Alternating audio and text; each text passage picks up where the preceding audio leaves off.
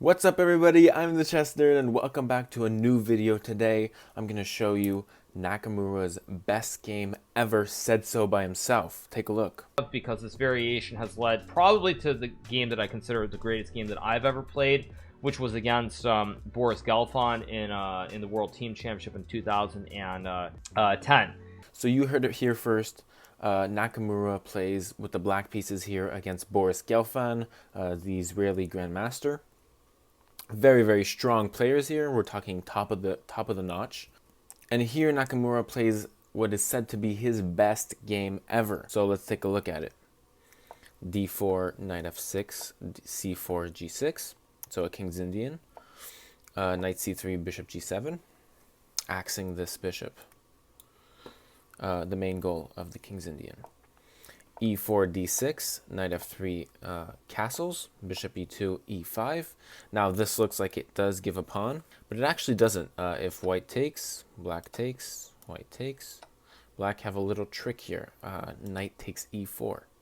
And after knight takes e4, Svisenjug first, queen takes, bishop takes, and now bishop takes the knight. And here this is playable, but seen for the most part that black are better in this position. So this is never played at the Grandmaster level. And this move is well respected. So e5, castles, knight c6, putting pressure on this d-pawn, hoping that Gelfand would take the bait and push, which he did. d5, knight e7. And after knight d2 here, knight e8. And this is a move invented by David Bronstein, author of one of the best chess tournament books ever in history, the Zurich International Chess Tournament of 1953. So I would say at the beginning of the 1950s, David Bronstein was one of the best players in the world, like probably top two, with Mikhail Botvinnik. And yes, after knight e8 here, he invented the bayonet attack. And what consists of the bayonet attack is black's plan is to push f5 and f4 here. And basically just do a pawn rush and attack the king. While white put pressure on the queen side, so white would have a setup like this where they push all their pawns and also put pressure just to break black's pawn structure. So knight e8, b4, f5. c4, exactly what I said, just trying to break this d6 pawn. Not yet, because after takes, black just takes and remains solid. But you'll see what Boris Gelfand cooks up. So knight f6, f3, and now Nakamura, very important move here with f4.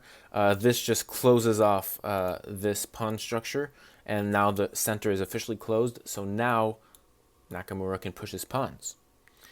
So you'll see a pawn rush coming up very soon by both sides, because here after knight c4, g5, a4 by white, now trying to push b5 and b6, and now just trying to collapse this pawn structure here.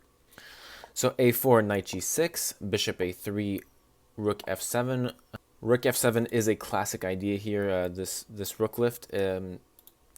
Looks like a bit of a weird move, but it's not a weird move. Actually, there's ideas with bishop f8 here to protect the pawn structure, and rook g7 here just to attack and position your rook against the king. So after b5, now Boris adds another pressure on d6, and black have to do something. A move like knight e8 here would set back Nakamura's attack, and so this is counterintuitive. So Hikaru just takes on c5. And after bishop takes, h5 now. And now we're really seeing this attack come alive. a5, g4, woo! I'm starting to feel the pressure. g4 threatening g3. This is a classic mating net. This is just a very wanted and desired position. If you get your pawn on g3 and it's solidly placed, many sacrifices arise from this, and you could win fairly easily. b6 here. So Gelfand is trying to break this c7 pawn, probably to push this d pawn and maybe have a passed pawn. It's all about creating counterplay here. And so think about it. If Nakamura pushes c6, then just takes on c6 here. And now this opens the file to counterplay. And now I think Boris gets here first. You definitely don't want to exchange queens when you're attacking your enemy. So c6 is not available, and if you do nothing, I'll just take and I'll push here. So what does Nakamura do? He counterattacks with g3. Wow. And yes, g3, a very powerful move and a very good move indeed. So basically, some replies just to give some samples of how g3 is strong. If you play a move like h3 here, you lose instantaneously to bishop takes h3. And after a move like g takes h3, let's say you accept the sacrifice, it's worse for you here. Queen c8, and now sneakily attacking that h3 square. And, well, you can't really defend because after king g2, well then knight h4 here, and this is completely winning. Winning the pawn and just mate next move. And here, if you push h4, then I'll play some nasty things like knight g4, and then just a complete discovery here on h4, threatening mate. Even better, I think here is knight d7, because here you attack, not only you attack a bishop, but you also sneakily, right, attack that h4 pawn, juicy h4 pawn, and this mate comes directly after. So very, very winning for black.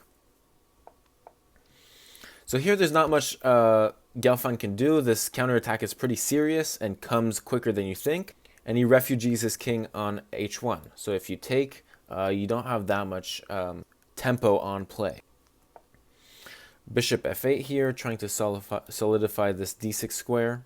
And here the computer says Gelfand should have taken, actually. And after queen takes f8, well then Gelfand has nice d6 here. And this seems to be working. But for some reason, Gelfand chooses to push on d6, which is a kind of a minor mistake. Why? Because here Naka takes with the a pawn on b6. And okay, if you take here, I could probably take the queen, and then after rook takes, take back here, and then this looks pretty winning. Anyways, this is a very complicated position, obviously, but what is for sure is that after takes here, Naka would just take, and queen takes, and now c takes d6, and this pawn is protected. So Gelfand can't take back after a takes b6 and reclines to g1. This was also a reason why he played king h1. It was kind of sneaky. Bright, brilliant. Knight h4, maybe trying some things with knight takes or bishop h3 here. Some juicy threats by Nakamura, definitely. After rook e1 here, knight takes g2. And look, I really don't know what to think about this. This is usually a sacrifice that arises in the King's Indian. But in this case, the computer disagrees with the sacrifice. And he says that Gelfand should have taken. And after takes, White have a playable game, knight e8, h takes g3, queen g5, and White looks like they're surviving after bishop f2 here. But Gelfand doesn't take and does a very crucial mistake here. He takes on c7, and this includes pressure on the queen directly. So, oh no, my queen's attacked. Do I take the queen now? Do I just take back, hope for the best? But then he'll accept my sacrifice. So what happens? Well, here, Nakamura played one of the most beautiful moves I've ever seen in my life. His queen's under pressure, and he kind of nudged that off. He played knight takes e1. Because after he takes the rook here, you can't really take the queen and promote. Even though you have two queens, it means nothing if the opponent has mate in one. So that's something to keep in mind. So Nakamura totally neglects Gelfand's threat, and here Gelfand is forced to take back the knight on e1. And now Nakamura plays g2 check, king takes g2, and now rook g7 gains the initiative. King goes back to h1, and bishop h3 directly threatening mate on g2. Very active play by Nakamura, all while his queen is still under attack. Frankly, this is crazy stuff. And now, after bishop f1, the craziness does not stop. I don't know why you thought this was stopping. This is not going to stop. Queen d3.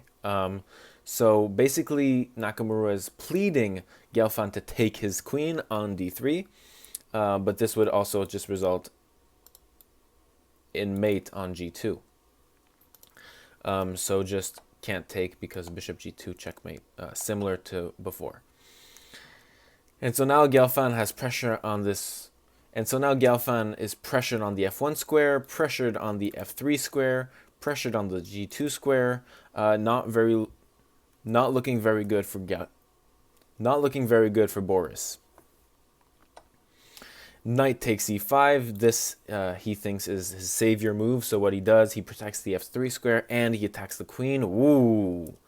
And this gets Nakamura thinking, because his queen is now attacked twice. And Nakamura plays bishop takes f1, basically pleading again that Gelfand takes his queen, but no thing can happen here because of bishop g2, checkmate. So I think Nakamura offers his queen 4 times in this game. Absolutely madness. He said himself that, well, just roll the clip. Because probably the best game I've ever played, likely the best game I ever will play, was in this variation. So after bishop takes f1, queen takes f1, still Hikaru's queen is threatened. So he takes the free knight on c3. So rook c1. If knight d3, well then Naka just takes on c7, and he remains a rook up for the rest of the game. This is pretty much an easy win. So he goes all in, rook c1, and after queen takes the knight, he gains back his rook with c8 queen. Rook takes, and now well, Nakamura is just up a piece. What is Boris still looking at? He's looking at things with queen c4 check, taking this pawn, but all that comes to a conclusion after queen e6. Now, what does this do? Okay, apart from threatening the rook on c8, it blocks c4 from any counterplay. It gives tempo on the rook on c8, so after the rook moves, rook c2, let's say, Hikaru just takes the pawn on a5 and now has 2 passed pawns on the queen side. And this would be completely winning. So for that reason, after queen e6, Boris Gelfand resigned the game. And this, to this day, remains Nakamura's best game ever, says him. So you can't even deny it and say that he had a better game, because himself has said himself that this is a better game. Anyways, I hope you enjoyed the video. See you soon.